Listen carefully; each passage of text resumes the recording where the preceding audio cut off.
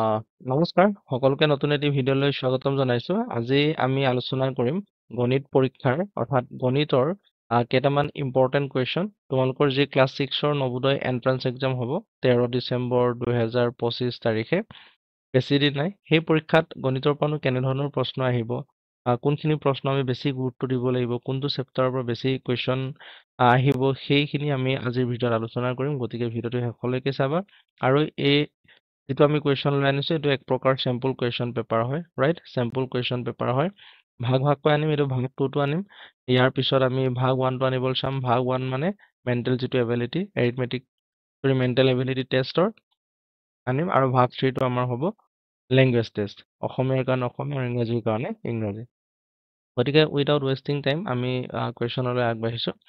41 নম্বৰটো আছে যে দুটা অযুগ্ম সংখ্যা আৰু এটা যুগ্ম সংখ্যাৰ যোগফল। দুটা মই যদি অযুগ্ম সংখ্যা যোগ কৰো তেতিয়া সদায় কি পাওঁ? যুগ্ম সংখ্যা পাওঁ। আকৌ যদি যুগ্ম সংখ্যা এটা যোগ কৰো, দুটা যুগ্ম সংখ্যা যোগ কৰিলে সদায় আমি কি পাওঁ? যুগ্ম সংখ্যাই পাওঁ। গতিকে অপশ্যন চি টো শুদ্ধ হ'ব। এই কথাটো মনত ৰাখিবা। আৰু যদি এটা যুগ্ম আৰু এটা অযুগ্ম হয় তেতিয়া সদায় আমি কি পাম? অযুগ্ম পাম। এটা যুগ্ম আৰু এটা অযুগ্ম হলে কি হ'ব? সদায় অযুগ্ম হ'ব। 42 নম্বৰ এইটো চিম্পলিফিকেশ্যন অৰ্থাৎ সৰলীকৰণৰ কুৱেশ্যন হয় আৰু এই চেপ্টাৰটো বহুত ইম্পৰ্টেণ্ট হয়। ইয়াৰ পৰা দুটা কুৱেশ্যন প্ৰত্যেক বছৰে আহি আছে, গতিকে এইবাৰো আহিব। ভালকে চাবা। এইটো কেনেকে কৰিম? 3 1 গুণ 3, 3 2 5, 5/3 ডিভাইড। আমি এইটো যদি চাওঁ তেতিয়া 3 1 গুণ 3, 3 1 4, 4/3 হ'ব। ডিভাইড এইটো যদি চাওঁ 3 1 গুণ 3, 3 2 5, 5/3 হ'ব।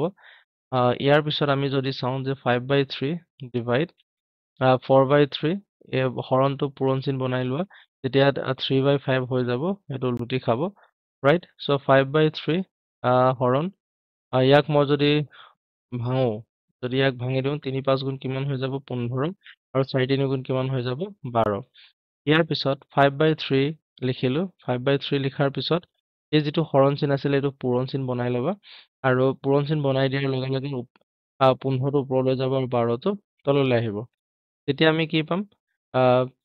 3 12 36 হৈ যাব আৰু 5 15 কিমান হৈ যাব? 75 হৈ যাব। আৰু অপশ্যনত যদি চাওঁ 75 আৰু 36 নাই। ঠিক আছে, ইয়াক আমি সৰু কৰিব লাগিব। দুয়োটাই যিহেতু 3ৰে হৰণ যায়, 3 25 75 আৰু 3 12 36, গতিকে 25/12। 25/12 ক'ত আছে? অপশ্যন বিত আছে, গতিকে অপশ্যন বিটো আমাৰ শুদ্ধ হ'ব। নিশ্চয় বুজি পাইছা। নেক্সট, দুটা বৰ্গৰ পৰিসীমা ক্ৰমে 24 চেণ্টিমিটাৰ। দুটা বৰ্গ আছে, ৰাইট? এটাৰ পৰিসীমা কিমান? 24 চেণ্টিমিটাৰ। আৰু বৰ্গৰ পৰিসীমা উলিওৱাৰ সূত্ৰটো কি আছিলে? পৰ ইনটু দিক। গতিকে প্ৰথমটোৰ দিক কিমান হৈ যাব? 24ক 4ৰে হৰণ কৰি দিম, তেতিয়া কিমান হৈ যাব? 6 চেণ্টিমিটাৰ, ৰাইট? আৰু এটা বৰ্গ দিয়া আছে, ইয়াৰ যিটো পৰিসীমা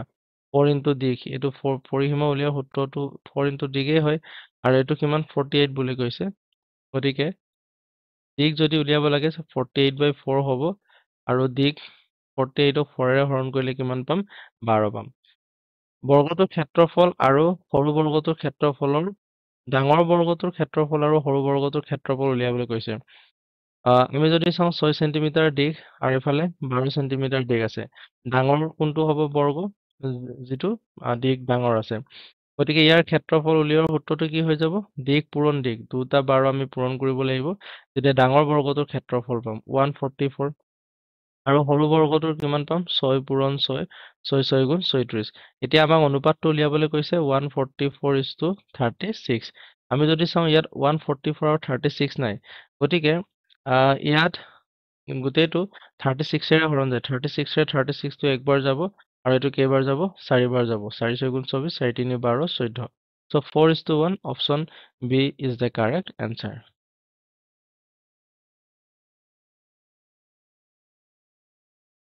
Okay.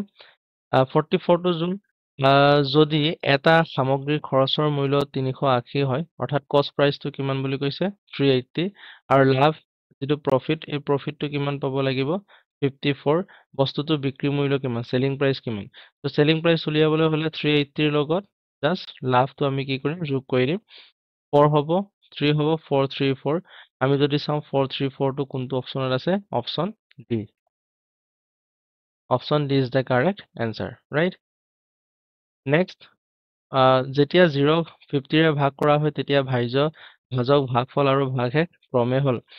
তো 0ক মই যদি 50 ৰে হৰণ কৰো 0 বাৰ যাব আৰু 0ই থাকি যাব গতিকে ভাজ্য কিমান এটো ভাজ্য 0 এটো হল ভাজক আৰু আমাৰ এটো হল ভাগফল আৰু লাষ্টৰটো হৈছে ভাগশেষ ভাজ্য আগত আছে ভাজ্যটো আগত থাকিব লাগিব 0টো আগত থাকিব লাগিব অপচন এ আৰু ডি টো হ'ব পাৰে বি আৰু সি টো নহয় ঠিক আছে নেক্সট আমি যদি চাওঁ তেতিয়া ভাজকটো কি হ'ব লাগিব ভাজকটো সেকেন্ডত আছে ভাজকটো 50 হ'ব লাগিব ইয়াত 50 আছে ইয়াতো 50 আছে নেক্সট ভাগফল আৰু ভাগশেষটো কি হ'ব লাগিব 0 হ'ব লাগিব গতিকে অপচন এ টো আমাৰ শুদ্ধ হ'ব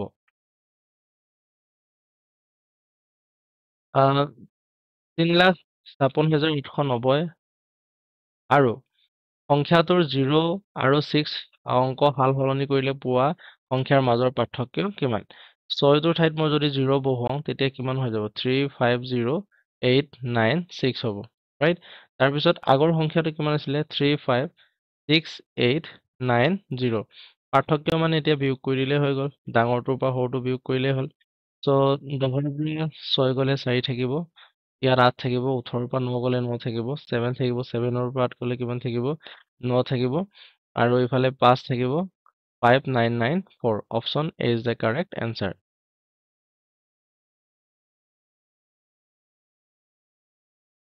47 টো বহুত ইম্পৰ্টেন্ট এটা কোৱেশ্চন যে 58752061 অংক ব্যৱহাৰ কৰি গঠিত আটাইতকৈ ডাঙৰ 8 অংকৰ সংখ্যাটো হ'ল আটাইতকৈ ডাঙৰ বুলি ক'লে ডাঙৰ পৰা লিখি যাব লাগে 87 তাৰ পিছত ডাঙৰ সংখ্যা 6 আছে তাৰ পিছত 5 দুটা আছে 5 দুটা লিখিব লাগিব তাৰ পিছত 2 লিখিব লাগিব আৰু 1 লিখি 0 লিখিব লাগিব টোটাল কেইটা হ'ল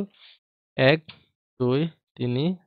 4 1 2 3 4 8টা হৈ গ'ল গতিকে 87655210 অপচন ডি টো আমাৰ শুদ্ধ হ'ব এইখিনিতে তোমালোকক কৈ দিওঁ যে নাম্বাৰ সিস্টেমৰ পৰা যেটো সংখ্যা প্ৰণালীৰ পৰা 2024-25 চাৰিটা কোৱেশ্চন আহিছে গতিকে এবাৰো চাৰিটা কোৱেশ্চন অহাৰ আশা আছে লগতে সিম্পলিফিকেশনৰ পৰা দুটা কোৱেশ্চন আহিব ৰাইট একেটা বহুত সহজ কোৱেশ্চনে আহে গতিকে ভালকে চাবা নাম্বাৰৰ সিম্পলিফিকেশন যুগ্ম সংখ্যা এটা যুগ্ম সংখ্যা মই লৈছো ধৰি লৈছো 4 আৰু এটা অযুগ্ম সংখ্যা লৈছো এটা অযুগ্ম সংখ্যা 3 ইয়াৰ গহাও সদায় কি হ'ব গহাও চোৱা এটা যুগ্ম আৰু এটা অযুগ্ম হলে সদায় সহমৌলিক হয় এটো কি হয় সহমৌলিক হয় ৰাইট তো সহমৌলিক মানে কি হ'ব ইয়াৰ গহাওটো সদায় কি হ'ব 1 হ'ব গতিকে option A is the correct answer যিকোনো অদ্ভুত প্ৰাকৃতিক সংখ্যা একচুয়ালি এটো অদ্ভুত নহয় এটো মোহাই দিব লাগিব এটো হল অযুগ্ম এটো কি হ'ব অযুগ্ম প্ৰিন্টিং মিস্টেক হৈ গ'ল এটা ৰাইট প্ৰিন্টিং নহয় টাইপিং মিস্টেক তলৰ চিত্ৰৰ পৰা এংগল জিএফডি মানে এই এংগলটোৰ মান উলিয়াবলৈ কৈছে এটো যদি উলিয়াও তেতিয়া ইয়াত আৰু এটা কথা ইয়াত দিবল থাকিলে যে এবি প্যাৰেলাল সিডি দিব লাগিব এবি আৰু এই সিডি ডাল সমান্তৰাল বুলি দিব লাগিব তাৰ পিছত ইয়াত 60 ডিগ্ৰী দিয়া আছে আৰু এটো কিমান হ'ব এটো আমাক উলিয়াবলৈ কৈছে আমি যদি চাও এটো আমাৰ কি হয় তিৰ্যক এডাল কোৱা হয় তিৰ্যক এডালক কি বুলি কোৱা হয় তিৰ্যকৰ একেফালৰ অন্তকোণ ঠিক আছে তিৰ্যকৰ একেফালৰ যেটো অন্তকোণ এই অন্তকোণ দুটা যোগ কৰিলে কিমান হ'ব লাগিব যোগ কৰিলে 180 হ'ব লাগিব গতিকে 60 ৰ লগত কিমান যোগ কৰিলে 180 হ'ব 120 গতিকে option C is the correct answer next 52 চোৱা আয়তাকাৰ পথাৰ এখন বেৰ দিয়াৰ খৰচ প্ৰতি মিটাৰ 60 টকাকৈ 4,800 টকা যদি পথাৰখনৰ দৈৰ্ঘ্য 24 মিটাৰ হয় ইয়াৰ প্ৰস্থ কিমান দৈৰ্ঘ্যটো দিয়া আছে 24 মিটাৰ আমাক প্ৰস্থটো উলিয়াবলৈ কৈছে আৰু ইয়াৰ চাৰিওফালে বেৰা দিওঁতে টোটাল কিমান টকা গৈছে 4,800 টকা 4,800 টকা আৰু ইয়াৰ দামটো কেনেকৈ লৈছে যে প্ৰতি মিটাৰত 60 টকাকে লোৱা হৈছে চাৰিওফালে যদি বেৰ দিয়া হয় তেতিয়া ইয়াৰ কি উলিওৱা হয় পৰিসীমা উলিওৱা হয় পৰিসীমা উলিয়ালে হ'ল আয়তৰ পৰিসীমা উলিওৱাৰ সূত্ৰটো কি আছিল দিক পূৰণ প্ৰস্থ আছিল দিক পূৰণ কিমান আছিল প্ৰস্থ তো দিক পূৰণ প্ৰস্থ এতিয়া চোৱা দিক পূৰণ প্ৰস্থ পূৰণ কৰিলে সৰি ভুল হৈছে দিক পূৰণ প্ৰস্থ হলে কালি হ'ব তো 2 ইনটু দিক যোগ প্ৰস্থ এটো হ'ব লাগে 2 ইনটু দিক যোগ প্ৰস্থ এটো কৰাৰ লগে লগে আমাৰ কি হ'ব পৰিসীমাটো ওলাব অৰ্থাৎ এইটো মিটাৰত ওলাব তো 1 মিটাৰত এইটো যি হয় ওলাই থাকিব 1 মিটাৰত যদি 60 টকা হয় ইমান মিটাৰত কিমান হ'ব বুলি ক'লে ইয়াৰ লগত আমি পূৰণ কৰিলেই গোটেই যিটো দামটো গোটেই যিটো পইচা খৰচটো এই খৰচটো ওলাই যাব ইয়াৰ লগত 60 পূৰণ কৰিব লাগিব পূৰণ কৰিলে কিমান হৈ যাব 4800 টকা হয় বুলি কৈছে ৰাইট এতিয়া মই যদি চাওঁ তো দিশটো আমাক দিয়া আছে 24 প্ৰস্থটো আমাক লাগে এনেকৈ থাকক ইনটু মানে সি যিটো 4800 ওচৰলৈ মই 62 লৈ যাম হৰণ হৈ যাব তেতিয়া তো দিশটোতো দিয়া আছে 24 প্লাছ প্ৰস্থ ৰাইট প্ৰস্থ ওকে আৰু ইফালে কটাকটি কৰিলে 6ৰে 48টো 8 বাৰ যাব 80 হ'ব ৰাইট তো 24 প্লাছ প্ৰস্থ হ'ব 24 প্লাছ প্ৰস্থ 80ৰ ওচৰলৈ ইয়াত যিটো 2টো পূৰণ হৈ আছিলে এইটো হৰণ হৈ যাব তো কাটিলে কেইবাৰ যাব 40 বাৰ যাব দ্যাট মিন্স 24 যোগ প্ৰস্থ যোগ 40 হ'ল এতিয়া তোমাক প্ৰস্থটো লাগে সো প্ৰস্থ লিখি 40 বিয়োগ 24 কৰা কিমান থাকিব তেতিয়া 16 থাকিব সো আমাৰ 16 মিটাৰটো অপচন সি টো শুদ্ধ হ'ব তালিকাখনত এসপ্তাহৰ ভিন্ন দিনত ইলেক্ট্ৰিক বাল্বৰ বিক্ৰী দেখুওৱা হৈছে তালিকাখন নিৰীক্ষণ কৰা আৰু তলত দিয়া প্ৰশ্নৰ উত্তৰ দিয়া সোমবাৰে এনেকৈ দিছে মঙ্গলবাৰৰ বুধবাৰ বৃহস্পতিবাৰ আৰু এই যিটো বাল্বৰ চিন আছে এটা বাল্বে কেইটা বাল্বৰ বুজাইছে পাঁচটা বাল্ব মানে এই যিটো সিম্বলটো এইটো পাঁচটা বাল্বৰ সিম্বলক বুজাইছে গতিকে ইয়াত যদি চাওঁ এটা দুটা তিনটা চাৰিটা পাঁচটা দ্যাট মিন্স ইয়াত 5 5 গুণ 25টা বাল্ব বিক্ৰী হৈছে সোমবাৰে 1 2 3 4 5 6 7টা 7 5 গুণ 35টা বাল্ব বিক্ৰী হৈছে 1 2 3 4 4 5 গুণ 20টা বাল্ব বিক্ৰী হৈছে 1 2 3 4 5 6 6 5 গুণ 30টা বাল্ব বিক্ৰী হৈছে বৃহস্পতিবাৰে গতিকে বৃহস্পতিবাৰে কিমান বাল্ব বিক্ৰী হ'ল বুলি কৈছে গতিকে আমি পাইছো 30টা যেহেতু তাত সিম্বল আছিল 6টা আৰু এটা সিম্বলে 5টা বুজালে 6 5 গুণ কিমান হৈ যাব 30 নিশ্চয় বুজি পাইছে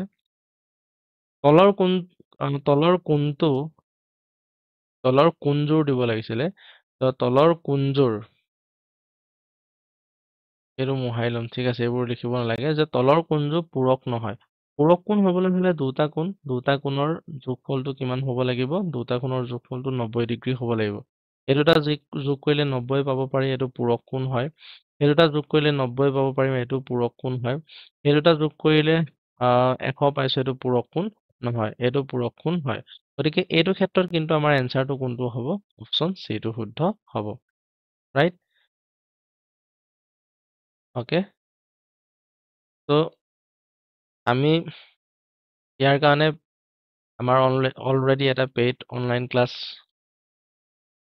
ক্লাছ চলি আছে গতিকে সম্পূৰ্ণ কথাবোৰ যদি তন্নতন্নকৈ বুজিব বিচাৰে তেতিয়া আমাৰ অনলাইন ক্লাছত জয়েন কৰিব পাৰা 7002656505 এই নম্বৰত কন্টেক্ট কৰিবা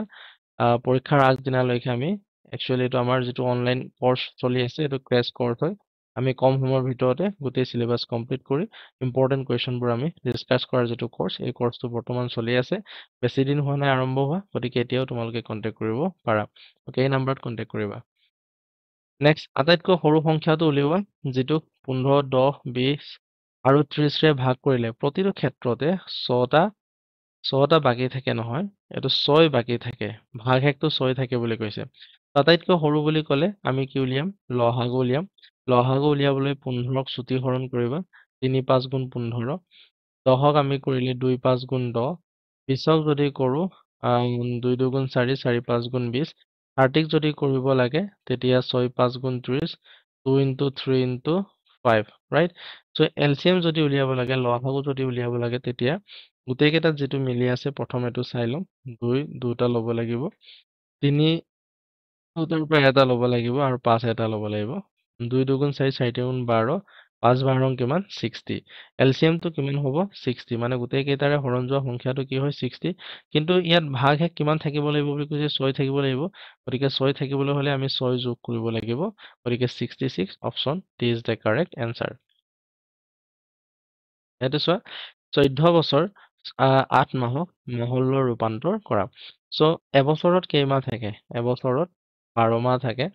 ৰাইট সো 14 বছৰত কিমান হ'ব 14 বছৰত পূৰণ কৰিলে হ'ল 12 পূৰণ 14 মাহ ৰাইট সো 14 আৰু 12ক যদি পূৰণ কৰো 2 14 28 1 14 168 মাহ হ'ব লগতে অলৰেডি 8 মাহ হৈ আছিলে 8 মাহ আমি যদি যোগ কৰো 16 176 মাহ right 176 মাহ option C is the correct answer এটো দশমিক ভগ্নাংশৰ প্ৰশ্ন হয় 55 টো চোৱা সৰি 55 টো চোৱা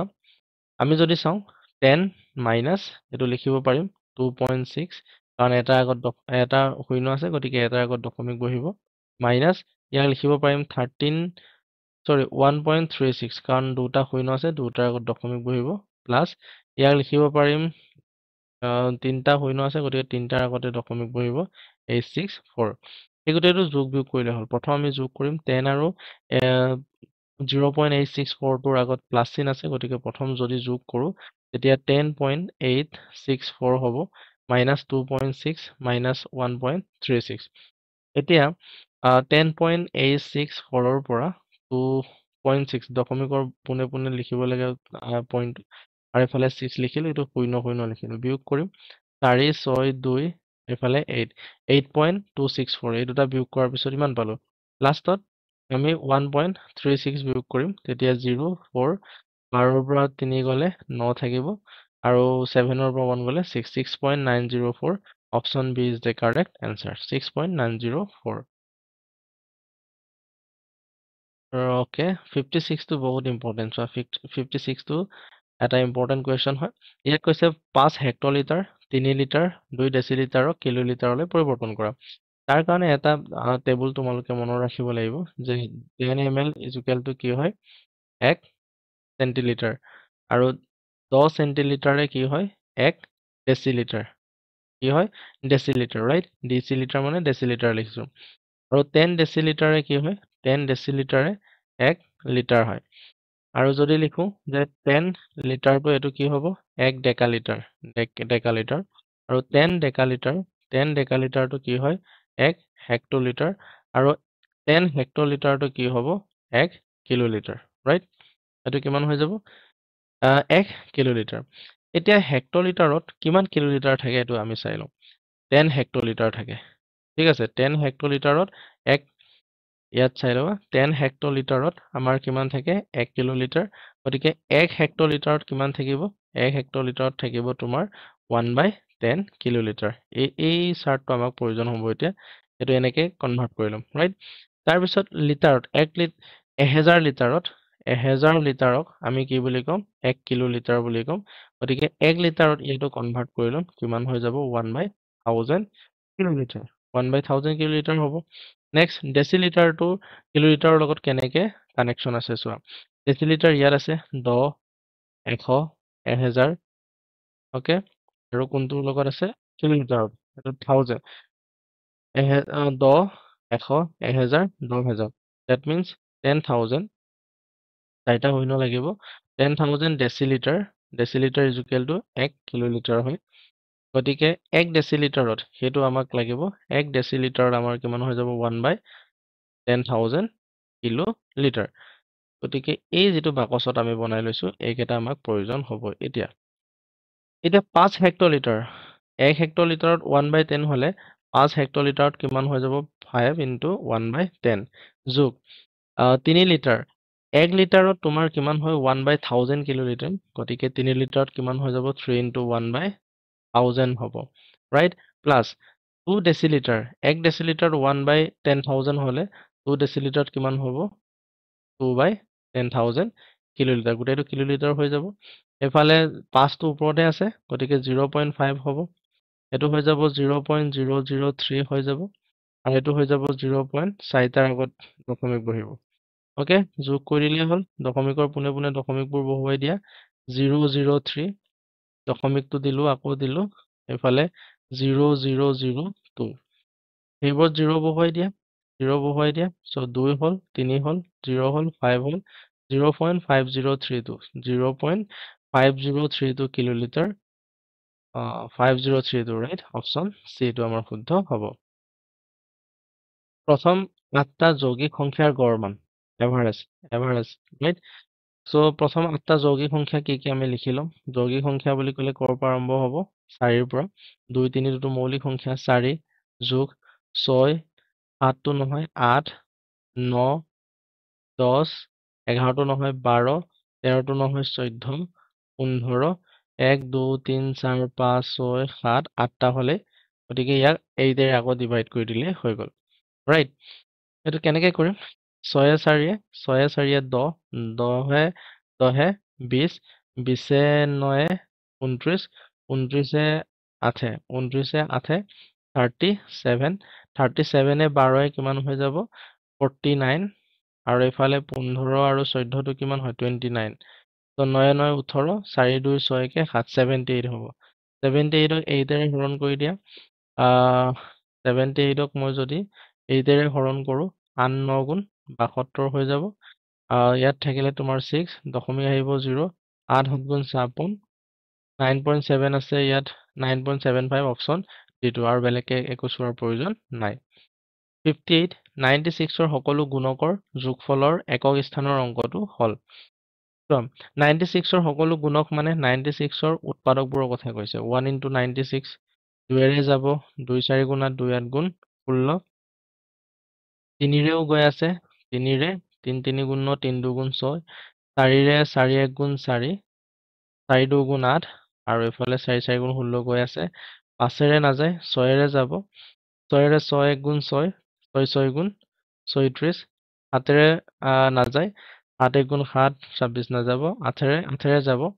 8 1 গুণ 8 8 2 গুণ 16 9ৰে নাযায় 9 10 গুণ 90 9 11 99 নাযায় 10ৰে নাযায় 11 নাযায় 12ৰে যাব গতিকে এইবোৰ হৈ গ'ল। গতিকে সকলো গুণকৰ যোগফলৰ একক স্থান এই গোটেইটো যোগ কৰিব লাগিব 1 + 2 + 3 + 4 + 6 + 8 + 12 16 ওকে 24 32 48 আৰু এইফালে 96 এই গোটেইকেইটা আমি যদি যোগ কৰোঁ যোগফলৰ একক স্থানত কি বহিব আমাক উলিয়াবলৈ কৈছে। অকল একক স্থানত থকা অংকবোৰ চালে হ'ল 1 2 3 3 3 6 6 4 10ৰ 0 0 আৰু 6টো কি হ'ব আকৌ 6 হ'ব 6 8 14ৰ 4 আকৌ হ'ব 4 2 6 হ'ব 6 6 এককৰ ঘৰবোৰ চাবা 6 6 12ৰ 2 আকৌ 2 4 6 6 2 8 8 8 16ৰ 6 আকৌ 6 6 12ৰ 2 গতিকে একচুৱেলি আমাৰ ইয়াত 2 হ'ব লাগিছিলে অপশ্যন ডিটোকে বনাই ল'বা। আকৌ এবাৰ ক্ৰছ চেক কৰোঁ তথাপিও 1 লিখি ল'ম 2 লিখি ল'ম 3 লিখিম 4 লিখিম 6 8 লিখিম ইয়াৰ পৰা অকল 2 লিখিম ইয়াৰ পৰা 6 লিখিম ইয়াৰ পৰা 4 লিখিম ইয়াৰ পৰা 3 লিখিম 2 লিখিম ৰাইট ইয়াৰ পৰা 8 লিখিম আৰু এইফালে 6 লিখিম। এতিয়া 3 হ'ব 3 3 6 6 4 10 10 6 16 16 16 2 16 8 কিমান হৈ যাব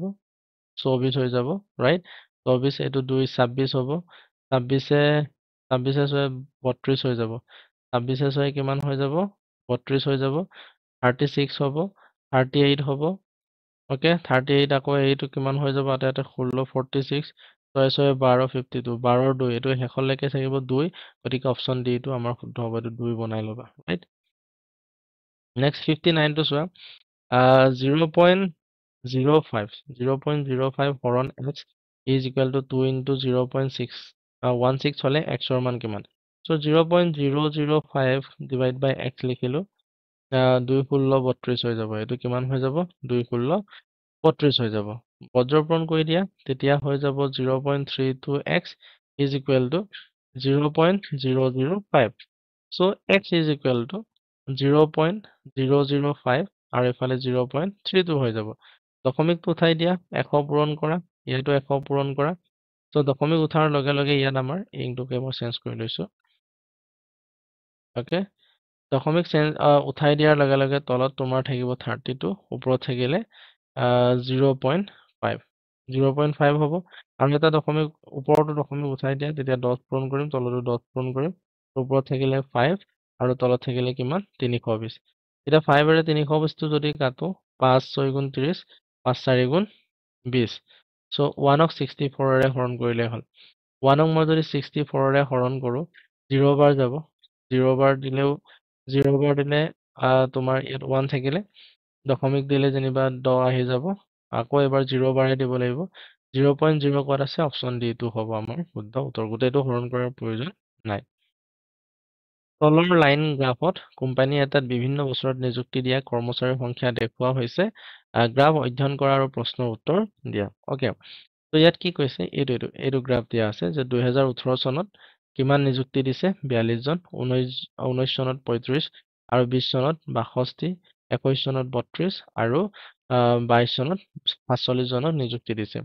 প্ৰদত্ত বছৰৰ সৰ্বোচ্চ মানে ইয়াত কোনটো বছৰত বেছিকে দিছে 2020 চনত এটো কিমান দিছে 62 দিছে ৰাইট তাৰপিছত সৰ্বনিম্ন আটাইতকৈ কম কোনটো দিছে 21 চনত দিছে এটো কিমান 32 কৰ্মচাৰীৰ যোগফলটো দিয়া গ'ল 94 গতিকে option A is the correct answer I hope তোমালোকে বুজি পালা তো আমি আজি এৰিথমেটিক টেষ্টৰ দ্যাট মিন্স যেটো আমাৰ গণিত পৰীক্ষা আছে গণিত পৰীক্ষাৰ ইম্পৰ্টেন্ট কোৱেশ্চনবোৰ ডিসকাস কৰিলো ইয়াৰ পিছত আমি মেন্টাল এবিলিটিৰ কোৱেশ্চনো লৈ আনিম ল্যাঙ্গুৱেজ টেষ্টৰ কোৱেশ্চন লৈ আনিম গতিকে কেনেকুৱা পালা কমেন্ট বক্সত জনাবা বন্ধুবৰ্গৰ লগত শ্বেয়াৰ কৰিবা আৰু নতুনকৈ যদি চেনেলটো লৈ আহিছা সাবস্ক্ৰাইব কৰি থবা ঠিক আছে